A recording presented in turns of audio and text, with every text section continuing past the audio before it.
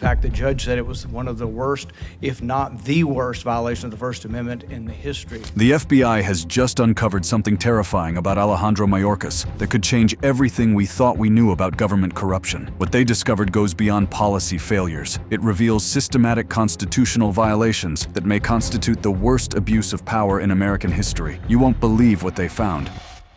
Mayorkas under fire. In the corridors of power in Washington, D.C., few figures have generated as much controversy and calls for accountability as Alejandro Mayorkas, the man who served as Secretary of Homeland Security under the Biden administration. What started as whispers of incompetence has now exploded into a full-scale investigation that could fundamentally change how we view government accountability in America. The FBI's latest discoveries about Mayorkas aren't just revealing individual failures, they're exposing a systematic pattern of constitutional violations, policy disasters, and outright betrayal of the American people that demands immediate action. Alejandro Mayorkas served as the 7th U.S. Secretary of Homeland Security from February 2021 to January 2025 under President Joe Biden. As the first Latino and immigrant to lead the Department of Homeland Security, DHS, Mayorkas was supposed to represent a new era of competent, compassionate governance. Instead, his tenure became synonymous with unprecedented border chaos, constitutional violations, and the weaponization of federal agencies against American citizens. The scope of Mayorkas' failures is breathtaking in its comprehensiveness. His tenure was marked by intense partisan debate, particularly over immigration policies amid record migrant encounters at the U.S.-Mexico border. But the numbers tell only part of the story. Over 8 million encounters at the southwest border during his tenure represent more than just statistics. They represent a complete abdication of his fundamental responsibility to secure America's borders. Even more disturbing than the raw numbers is what they represent in human terms. Over 400,000 unaccompanied children arrived during his tenure, and here's where Mayorkas' failures become truly sinister. A 2024 DHS Inspector General report highlighted that over 32,000 children failed to appear for immigration court hearings, raising fears of trafficking, exploitation, or abuse. Think about that for a moment. Under Mayorkas' watch, over 32,000 children who were supposed to be under government protection, simply vanished into the American landscape. Critics, including Senator Josh Hawley and Representative James Comer, accused Mayorkas of negligence, claiming lax vetting of sponsors enabled child labor and sex trafficking networks. This isn't just administrative incompetence. This represents a humanitarian catastrophe of unprecedented proportions. The evidence of systematic failure continues to mount. A New York Times investigation linked some lost children to exploitative jobs, and whistleblowers alleged pressure to release children quickly without thorough checks. While Mayorkas and his defenders attempt to shift blame, claiming that child trafficking falls partly outside their direct responsibility, handled more by HHS and law enforcement. The fundamental question remains, how do you lose track of 32,000 children while serving as the nation's top Homeland Security official? But Mayorkas' failures extend far beyond immigration policy. His tenure represented a systematic assault on the constitutional rights of American citizens. During his time as DHS Deputy Secretary under President Obama, Mayorkas was accused of improperly intervening in the EB-5 investor visa program, which should have served as an early warning about his willingness to abuse government power for political purposes. A 2015 DHS Inspector General report found that Mayorkas overrode staff recommendations to approve visas for politically connected applicants, including those tied to Hillary Clinton's brother and a major Democratic donor. This pattern of political favoritism and corruption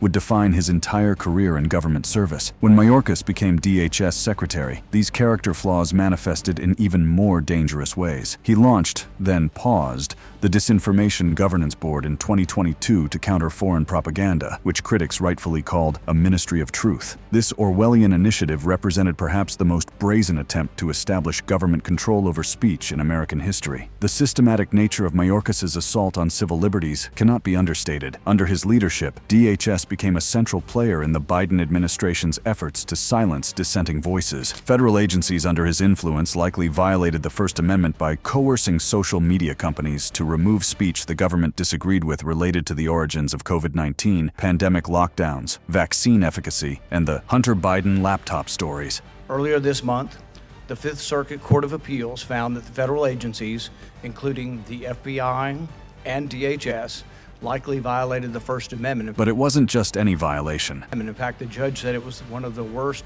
if not the worst, violation of the First Amendment in the history. The scope of this censorship operation was staggering. FBI and DHS regularly met with social media companies and pressured them to remove content it deemed as misinformation, including posts and accounts that originated from within the United States, and including posts and accounts that are verifiably true. Read that again. They weren't just censoring false information. They were systematically suppressing information that was verifiably true, simply because it contradicted government narratives. Mayorkas's DHS went even further in its assault on American civil liberties. DHS warned of violence from Americans who questioned the efficacy and safety of the COVID-19 vaccines and protested government overreach associated with pandemic mitigation measures. In other words, American citizens who had legitimate concerns about experimental medical treatments were classified as potential domestic terrorists by Mayorkas's department. The targeting became even more explicit and outrageous. These agencies, charged with protecting the security of our nation, targeted parents who protested restrictive COVID-19 policies at school board meetings and labeled Catholics as potential domestic terrorists. Under Mayorkas's leadership, attending a school board meeting to voice concerns about your child's education could get you labeled as a domestic terrorist. The consequences of this systematic abuse were recognized by federal courts. The Fifth Circuit Court of Appeals found that the federal agencies, including the FBI and DHS, likely violated the First Amendment. But the court didn't just find a technical violation. The judge said it was one of the worst, if not the worst, violation of the First Amendment in American history. Let that sink in. Under Mayorkas's leadership, DHS participated in what a federal appeals court characterized as potentially the worst First Amendment violation in American history. This isn't partisan hyperbole. This is a legal finding by one of the nation's most respected appellate courts. The political consequences of Mayorkas's failures were swift and severe. Mayorkas faced historic impeachment proceedings in 2024, becoming only the second cabinet secretary to be impeached by the House of Representatives. The House passed 2 articles of impeachment in February 2024 on a 216 party line vote. One for willful and systemic refusal to comply with the law, and another for breach of public trust through misleading statements. While the Senate dismissed the articles in April 2024 without a full trial, the underlying facts that supported the impeachment charges haven't disappeared. They've only become more damning with time. The impeachment vote itself represented a historic rebuke of Mayorkas's systematic failures and constitutional violations. Even after leaving office, Mayorkas continues to face consequences for his actions. In March 2025, President Trump's administration revoked Mayorkas's lifetime Secret Service protection, which had been extended by President Biden. While critics called this retaliatory, it sent a clear message that the new administration views Mayorkas as someone who betrayed his oath of office. The public response to Mayorkas's failures has been overwhelming. On platforms like X, hashtags like #ArrestMayorkas trended in early July 2025, with users amplifying calls for investigation into issues like unaccompanied migrant children and fentanyl inflows. The American people aren't just angry about policy disagreements, they're demanding accountability for what they see as criminal negligence and constitutional violations. As of September 11, 2025, the most recent notable controversy involving Alejandro Mayorkas centers on President Donald Trump's July 2025 statements hinting at a potential criminal investigation into Mayorkas for his handling of border security and immigration policies during the Biden administration. When asked about arresting Mayorkas, Trump responded, "I'll take a look at that one. If he wasn't given a pardon, I can see looking at that." When informed that Biden had not pardoned Mayorkas, Trump indicated further consideration from his administration. This isn't just political rhetoric. Republicans, including figures like Reverend James Comer and Senator Ted Cruz, praised the potential probe as overdue justice for Mayorkas's alleged misleading of Congress and failure to enforce laws like the Immigration and Nationality Act. The calls for accountability are coming from across the political spectrum and represent a genuine demand for justice. The evidence against Mayorkas is overwhelming. The pattern of abuse is clear, and the consequences for American democracy are severe. But perhaps the most devastating moment of accountability came when Mayorkas was forced to face direct questioning from one of the Senate's most principled defenders of civil liberties. And that confrontation would expose the full scope of his failures for all America to see. Rand Paul exposes Mayorkas's constitutional crimes. On October 31st, 2023, in the sterile halls of the Dirksen Senate Office Building, one of the most explosive congressional confrontations in recent memory took place. Senator Rand Paul, known for his unwavering defense of constitutional principles, came face-to-face with Alejandro Mayorkas and FBI Director Christopher Wray in what would become a defining moment in the fight against government overreach. What transpired during those crucial minutes wasn't just political theater. It was a systematic exposure of the constitutional crimes being committed by the very agencies sworn to protect American freedoms.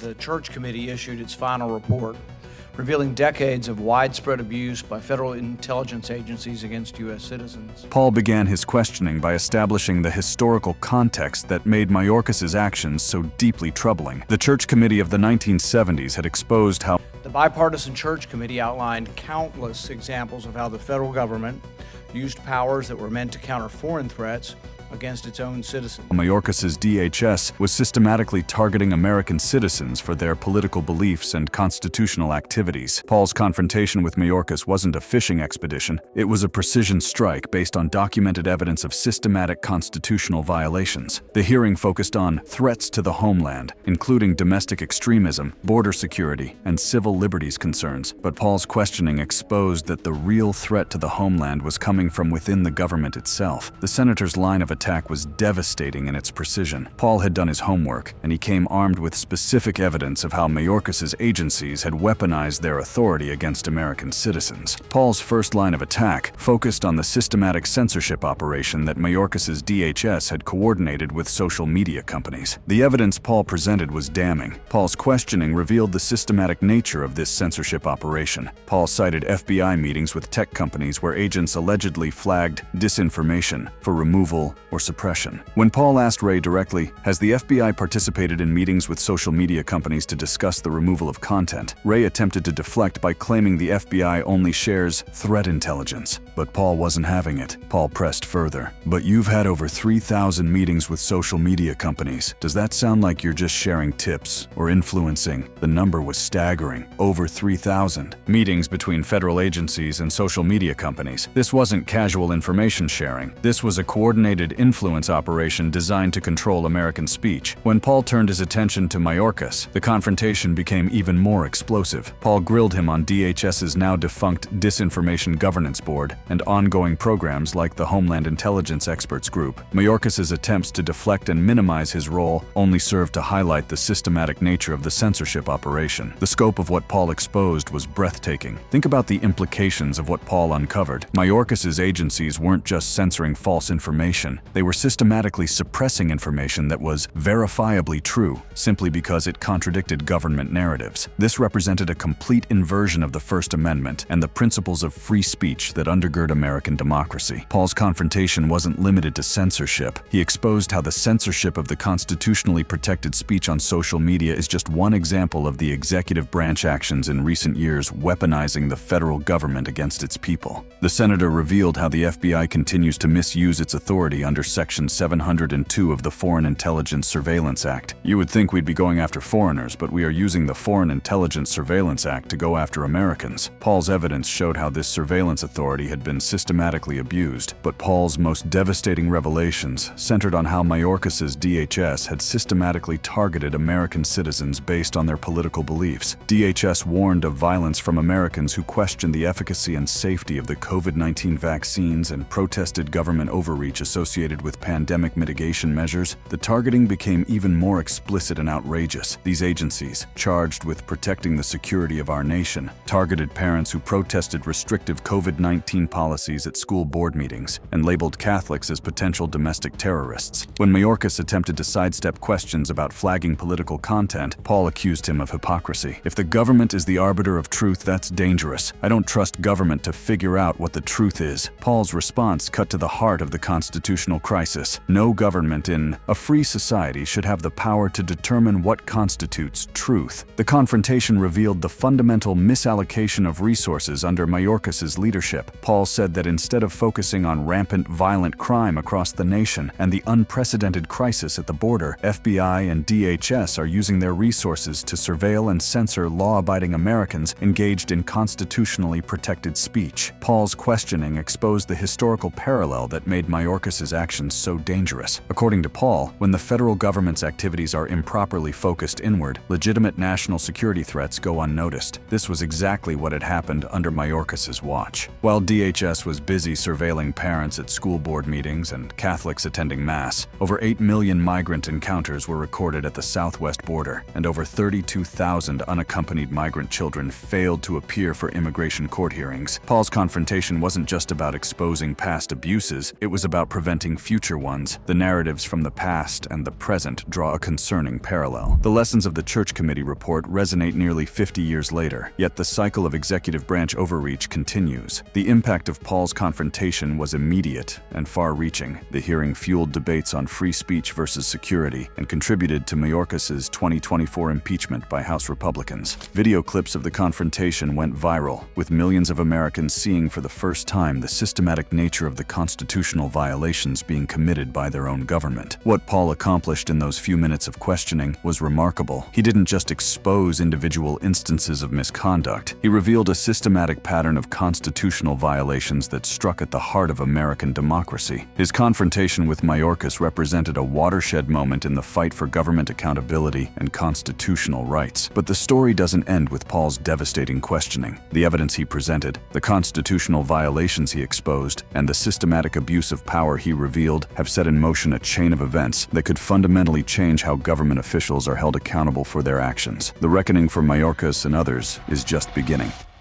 The reckoning, justice, accountability, and the future of American democracy. The aftermath of Rand Paul's explosive confrontation with Alejandro Mayorkas sent shockwaves through Washington and across America. What had been exposed wasn't just another instance of government incompetence or policy disagreement. It was evidence of systematic constitutional violations that demanded immediate action. The American people had witnessed, in real time, the exposure of what federal courts would later characterize as potentially the worst First Amendment violation in American history. Now, the question wasn't whether Mayorkas had violated his oath of office, it was what consequences he would face for those violations. The evidence that Paul had methodically presented during his confrontation with Mayorkas created a comprehensive record of constitutional violations that could no longer be ignored or dismissed as partisan attacks. The systematic nature of these abuses, the clear violation of constitutional rights, and the fundamental betrayal of public trust demanded a response that went far beyond congressional oversight. It is hardly a surprise that the faith of Americans in their government is dwindling. And why wouldn't it be? When federal agencies systematically violate constitutional rights, when they target American citizens for exercising their most fundamental freedoms, when they label parents and Catholics as domestic terrorists, trust in government institutions naturally erodes. The political consequences of Paul's revelations were swift and dramatic. The House impeached Mayorkas in February 2024 for willful and systemic refusal to comply with the law and breach of public trust. The House passed 2 articles of impeachment on a 216 party line vote. While the Senate dismissed the articles in April 2024 without a full trial, the impeachment represented a historic condemnation of Mayorkas' systematic failures and constitutional violations. But impeachment was just the beginning. The evidence Paul had presented provided the foundation for much more serious consequences. As of September 11, 2025, the most recent notable controversy involving Alejandro Mayorkas centers on President Donald Trump's July 2025 statements, hinting at a potential criminal investigation into Mayorkas for his handling of border security and immigration policies during the Biden administration. This wasn't just political rhetoric. During a public event, Trump was asked about arresting Mayorkas for his role in what critics describe as border chaos,